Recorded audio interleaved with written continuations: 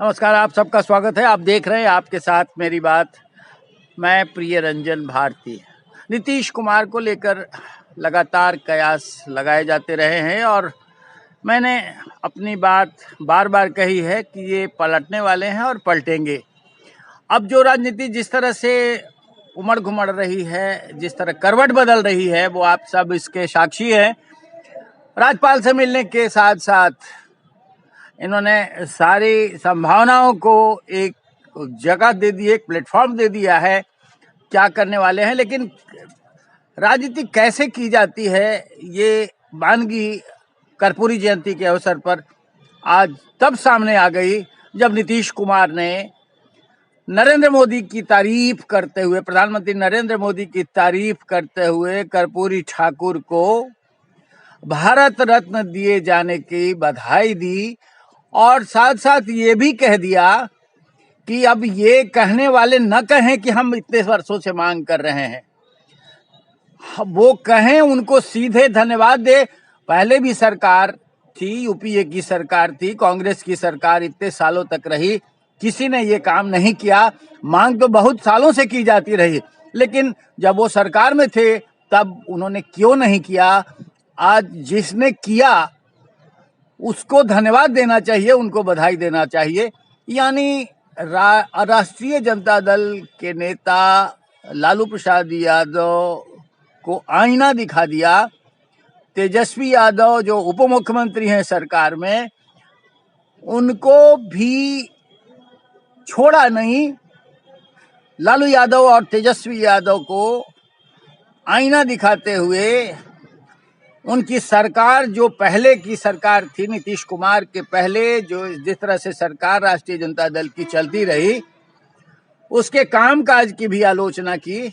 और ये एक बड़ा संकेत है कि नीतीश कुमार के कदम अब किस तरफ बढ़ रहे हैं।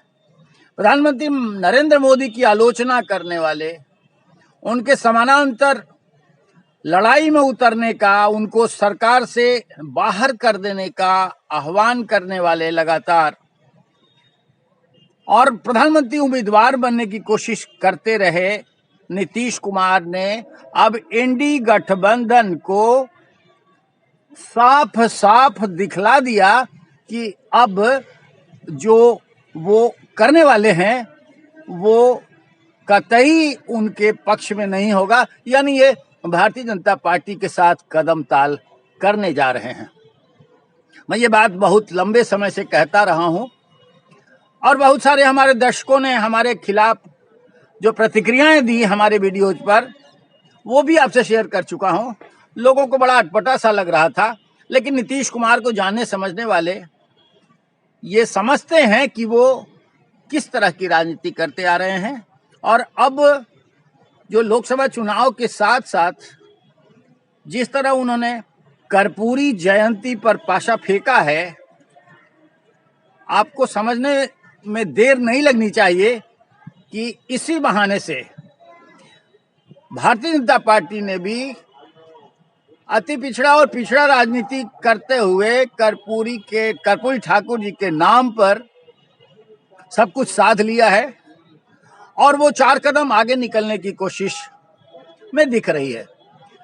नीतीश कुमार भी इसी बहाने से सधते हुए नजर आ रहे हैं और जो आज कर्पूरी जयंती पर उनकी रैली पटना में आयोजित हुई, उस मौके पर उन्होंने दो टूक जिस तरह से राष्ट्रीय जनता दल की आलोचना की, कांग्रेस की आलोचना की और भारतीय जनता पार्टी के सुर में सुर मिलाए हैं, उससे बहुत कुछ साफ हो गया है। अब अंधेरे में कुछ रहा नहीं है, रहा सिर्फ इतना है कि सरकार पलटती है या फिर विधानसभा भंग होती है और लोकसभा के साथ साथ विधानसभा के चुनाव कराए जाते हैं। क्या होगा ये अभी गर्भ में है, लेकिन इतना तय है कि नीतीश कुमार पलटी मार चुके हैं और कदम आगे बढ़ा चुके हैं। वो अब पीछे लौटने वाले नहीं हैं और ये अब सपना हो चला कि प्रधानमंत्री नरेंद्र मोदी के खिलाफ नीतीश कुमार विपक्ष के गठबंधन के साथ कदम ताल करेंगे, यानी विपक्ष खेमे से ये बाहर आते नजर आ रहे हैं। अब इनके कदम उस दहलीज को पार करते नजर आ रहे हैं। सिर्फ औपचारिकताएं बाकी हैं, लेकिन करेंगे क्या, कैसे, कौन सा मुहूर्त होगा, मैं इस पर वीडियो आपसे साझा कर चुका हूं। आज की जो घटनाएं हैं वो साफ संकेत करा रही हैं कि नीतीश कुमार अब भारतीय जनता पार्टी के साथ कदम ताल करते हुए चुनाव में उतरेंगे। इसकी तस्वीर कैसे बनेगी वो चंद दिनों में साफ हो जाएगी। दूसरा महत्वपूर्ण पक्ष ये है कि राष्ट्रीय जनता दल जो और कांग्रेस जिस तरह से ताजपोशी की कोशिश करता रहा है, तेजस्वी यादव को सरकार का चेहरा बनाने की कोशिश करता रहा है, वो अब बहुत दूर की कौड़ी नजर आएगी। ऐसा इसलिए कि कुछ दिनों पहले ही इस अभियान को नीतीश कुमार ने लंगड़ी मार दी थी, जब अपने पार्टी के अध्यक्ष ललन सिंह यानी राजीव रंजन सिंह के दल में तोड़ फोड़ करने और विधायकों को दल बदल कराकर तेजस्वी की ताजपोशी की कोशिश का एहसास उन्हें हो गया था। तब उन्होंने राष्ट्रीय परिषद की बैठक बुलाई और राष्ट्रीय कार्यकारिणी सबसे एकाधिकार ले लिया पार्टी का और ललन सिंह को रुखसत कर दिया। अब ललन सिंह को अपनी टीम में, पार्टी की टीम में भी नहीं रखा है, उनको बहुत 2 कदम आगे बढ़कर किनारे लगाने की कोशिश साफ कर दी है। अब उनके सामने यही विकल्प बचता है कि अपनी पार्टी को हम कैसे, अपने पार्टी के विधायकों को कैसे बचा कर रखें। और ये मुमकिन तभी हो सकता है जबकि राष्ट्रीय जनता दल और कांग्रेस तथा वाम दलों के सहयोग से जो महागठबंधन सरकार चल रही है वो पूरा के पूरा पलट जाए। बहुत तरह के आंकड़े गिनाए जा रहे हैं कि 45 विधायक जितने जदयू के हैं उनमें से 24 और इतनी आंकड़ा गिनाया जा रहा है, संख्या गिनाई जा रही है कि इतने लोग राष्ट्रीय जनता दल के हिमायती हैं।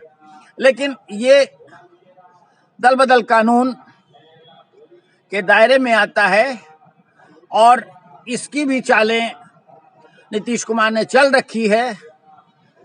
और कैसे, किस रूप में अवतरित होगा वो चंद दिनों की बात है, सब कुछ सामने आ जाने वाला है। आज तो सिर्फ इतना ही कि कर्पूरी जयंती के पहले भारतीय जनता पार्टी सरकार ने राजनीति का मुद्दा जिस तरह से खत्म कर दिया और सारा श्रेय ले लिया, वो महागठबंधन सरकार की और नीतीश कुमार की जातिगत जनगणना और आरक्षण का दायरा बढ़ाने के श्रेय से भी काफी आगे जा चुका है।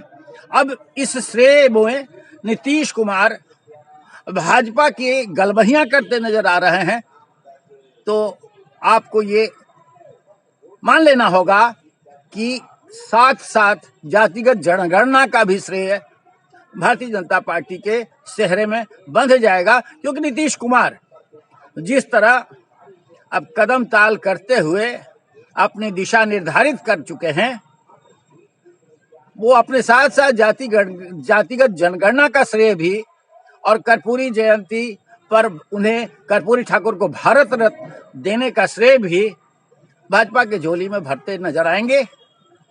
बस ये खेल अब शुरू हो चुका है और बिहार में जिस तरह से शीतलहर, कड़ाके की ठंड और सूरज के दर्शन नहीं होने पर तापमान में जिस तरह की गिरावट आ चुकी है, हर कोई दुबका पड़ा हुआ है, वैसे में राजनीतिक तापमान परमान चढ़ा हुआ है, सिरे चढ़ा हुआ है और गर्मी राजनेताओं में इस कदर व्याप्त हो गई है कि किसे कब क्या सूझेगा वो समझ नहीं आ रहा है। बस इतना ही कि अब राजनीति बड़ी उलट पुलट हो रही है और सीधा का सीधा यू टर्न लेकर अब लोकसभा चुनाव के बिछाते बिछाते हुए नजर आ रही है। आप बने रहिए हमारे साथ। आज के अंक में बस इतना ही। देखते रहिए आपके साथ मेरी बात। हम फिर किसी और विषय पर कल आपसे मिलेंगे, विश्लेषण करते हुए नजर आएंगे। आप हमारे वीडियोज पर प्रतिक्रियाएं दीजिए और इसे शेयर कीजिए, लाइक कीजिए। आज के अंक में बस इतना ही। नमस्कार।